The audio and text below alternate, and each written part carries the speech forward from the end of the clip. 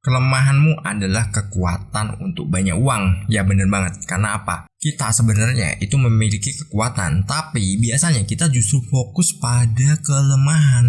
Nah, saat kita fokus pada kelemahan, maka kita tidak bersyukur dengan apa potensi yang ada dalam diri kita. Dan kita selalu menjadi orang yang condong itu banyak mengeluh. Karena apa? Kita tidak pernah berubah dalam kehidupan. Ya, karena itu kembali ke diri kita sendiri. Ke pikiran kita sendiri, bagaimana kita mengelolanya, bagaimana kita menerapkan apa yang menjadi tujuan kita dalam masa depan. Jadi kita tidak pernah menyuntikkan segala sesuatu yang berbau kekuatan, dan kita selalu mengeluh pada kelemahan. Nanti saya ingin sedikit bercerita ya, dan kita bisa belajar bareng di video ini ya.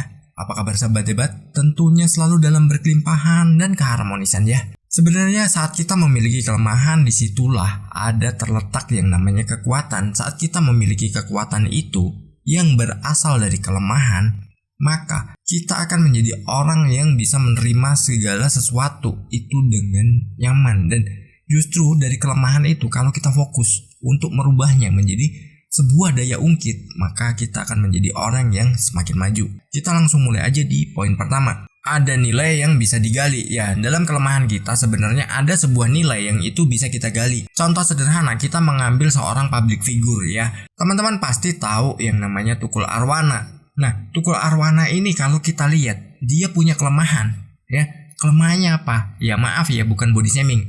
Ya mungkin karena mukanya lucu, mukanya ya mungkin kalau dibilang dia kurang menarik, mungkin saat itu kurang menarik. Tapi dirinya punya kelebihan, yaitu apa? Dia memanfaatkan kelemahannya untuk menjadi sebuah daya ungkit untuk kehidupannya, dan dirinya bisa menjadi orang yang terkenal. Terus dirinya memiliki nilai yang sangat tinggi ya. Siapa yang membutuhkannya dan mengundangnya, maka dia harus mengeluarkan biaya yang lumayan juga. Nah, itu adalah sebuah kekurangan yang digabungkan dengan apa yang menjadi kemampuannya. Jadi mungkin dari segi fisik itu adalah sebuah kekurangan, tapi dari segi pikirannya itu sesuatu yang mungkin gak dimiliki orang lain. Maka dikemas dengan sedemikian rupa dan dirinya menjadi orang yang sangat luar biasa, dan justru diburu oleh banyak stasiun TV waktu itu ya. Kemungkinan kalau saat ini beliaunya gak dalam kondisi sakit, mungkin dirinya juga masih eksis di mana-mana, entah di sosial media, entah di stasiun TV manapun, dirinya masih selalu aktif. Dan itu karena kepintarannya dalam mengelola sebuah kekurangan, makanya dirinya menjadi orang yang maju ya. Jadi kita nggak boleh meremehkan apa yang menjadi kekurangan kita. Kita harus menjadi orang yang memang selalu bisa mengambil sisi lain dari sebuah kekurangan yang kita miliki. Contohnya lagi ada yang namanya Jenderal Sun Tzu. Nah, dirinya menaklukkan lawan-lawannya itu bukan dengan perang, tapi dengan apa? Dengan teknik bagaimana dirinya bisa menjadikan kekuatan lawan untuk mengalahkan lawannya sendiri. Nah, itu adalah kekurangan yang bisa dirubah menjadi kelebihan. Begitu juga saat kita memiliki kelemahan, mungkin, wah, aku nggak punya uang, aku pengen usaha biar hidupku berubah. Saat kita berpikiran bahwa kita memiliki kekurangan, mungkin dari segi ekonomi, maka kita harus menjadi orang yang cerdas. Mungkin kita boleh kalah modal, tapi kita nggak boleh kalah akal. Nah, kita harus mengemasnya. Bagaimana caranya kita bisa banyak uang? Hanya dengan merubah kelemahan kita menjadi sebuah kekuatan. Nah, kekuatan itu seperti apa? Ya, kekuatan itu untuk hasilkan uang itu banyak banget. Semua tergantung dari pikiran kita. Semua tergantung dari bagaimana kita bergaul juga. Ada seorang yang tadinya nganggur, dirinya mengambil peluang karena dia lemah dalam modal waktu itu. Akhirnya apa? Dirinya keliling pasar dan mencari pedagang ayam potong. Nah, dari situ tadinya dirinya minta untuk membeli cekernya aja. Ternyata malah justru dikasih sama si penjualnya. Nah, setelah itu apa? Dirinya olah menjadi yang namanya keripik ceker. Keripik ceker ayam. Karena dia orangnya pengen maju. Dirinya bereksperimen terus hingga tercipta sebuah resep yang itu memang pas ya. dan bisa diterima banyak orang. Lalu dirinya berkeliling ya untuk menawarkan itu, dan dirinya berkelilingnya bukan dari rumah ke rumah, tapi dari komunitas ke komunitas. Dia datang ke komunitas, misalkan sebuah perkumpulan motor-motor besar.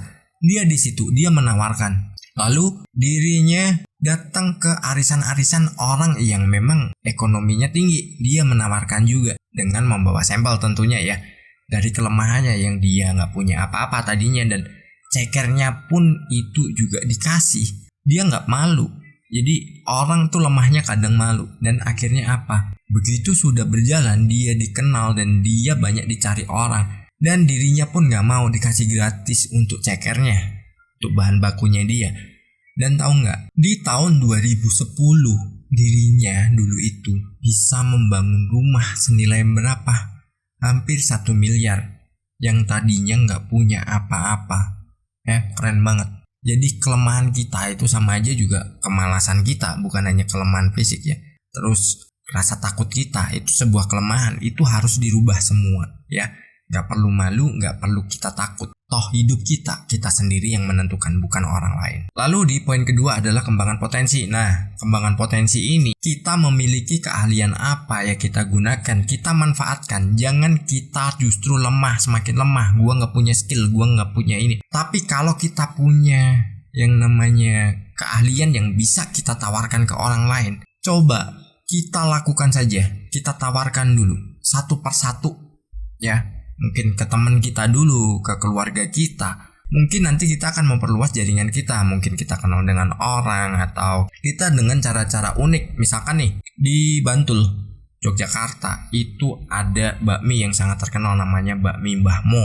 Ya, mungkin teman-teman udah pada tahu juga. Dirinya waktu itu untuk promosi itu di jalan, dia naik bis umum, kendaraan umum lah pokoknya.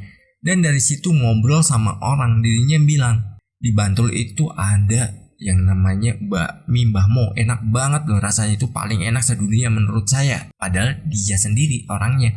Setelah itu apa? Dia rajin nih telepon ke radio. Memang waktu itu memang ya masih musim lah, belum ada sosmed. Jadi telepon ke radio, request lagu, kirim-kirim salam untuk teman-temannya. Terus akhirnya apa? Padahal dia udah tua, jadi dia ngarang-ngarang aja. Dan di situ dia bilang ditunggu nih makan di bakmi Mbah Mo Bantul. Dan akhirnya apa? Banyak orang denger, di situ dikenal. Dan orang yang datang pun sampai sekarang juga masih antri-antri. Itu karena apa? Dia memiliki potensi. Kita bisa ngomong kok, kita punya ide kok. Lakukan saja.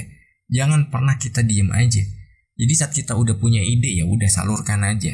Atau di poin ketiga ya, kita bisa melihat sekitar kita. Di sekitar kita ini ada apa? Yang mungkin kita ada tetangga yang bisa membuat sebuah kerajinan atau membuat karya seni, ya kenapa kita nggak jadi brokernya dan kita menawarkan ke banyak orang. Mungkin kalau kita tidak punya relasi, kita bisa menawarkan dari sosial media. Sekarang gampang ya.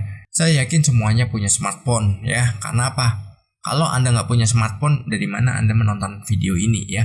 Nah, dari situ kita melihat potensi sekitar ya. Terus ya mungkin ada kerajinan, mungkin ada yang bisa buat makanan unik. Ya udah, kita butuh sampelnya, mungkin kita beli, atau kalau nggak kita tawarkan kerjasama. Gimana kalau aku bantu pasarkan, tapi nanti jualnya harganya aku yang menentukan. Nah itu juga nggak ada masalah. Potensi yang ada di sekitar kita harus mengenalinya. Kita nggak boleh menyerah, dan kita itu harus berani untuk segera memulai.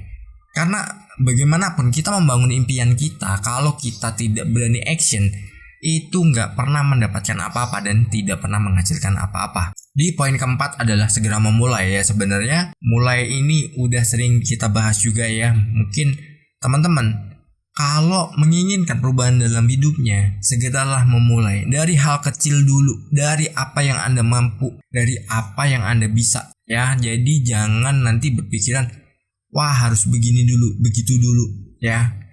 Mungkin Anda pengen jadi konten kreator, ya gunakan dulu alat yang ada dulu. Nggak perlu kita berpikiran nantilah kalau punya uang beli kamera yang bagus, terus nanti kita bikinnya di mana, punya alat-alat yang canggih untuk lightingnya segala macamnya. Nah kalau kita seperti itu, kita nggak pernah berani memulai, kita sama aja nggak pernah belajar dan kita nggak akan pernah berubah. Lalu di poin kelima adalah ikuti alurnya dan disiplin. Jadi ada peluang seperti apapun kita ambil dan kita harus disiplin. Dalam artian disiplin, jangan mudah terbujuk oleh iming-iming. Nanti jangan kita pas usaha kita baru memulai terus mulai jalan terus kita hamburkan uang ya, kita tidak berpikiran untuk pengembangan lagi. Nah itu nanti beresiko kepada teman-teman sendiri. Alurnya bagaimana? Misalkan alam semesta menuntun Anda mungkin ya lu mulai dulu dari sini nih, penghasilan nih 100.000 per hari. Oke. Nah, ikuti alurnya, disiplin dari situ. Oh, dari 100.000 ini bisa jadi apa? Mungkin untuk hidup kita potong dulu 50.000 untuk perharinya, dan nanti 50.000 lagi nanti kita persiapkan untuk pengembangannya. Nah, itu seperti itu bisa. Tapi ingat ya, kita mengikuti alur dan kita harus disiplin. Bukan kita mengikuti alur terus nanti datang alur-alur yang negatif dan itu membuat kita malah justru rugi sendiri dalam menuju masa depan. Itu jangan diikuti ya. Disiplin itu kembali ke diri sendiri. Jadi kita harus bisa mengatur semuanya dan kita harus bisa mengendalikan diri kita. Sukses berkelimpahan.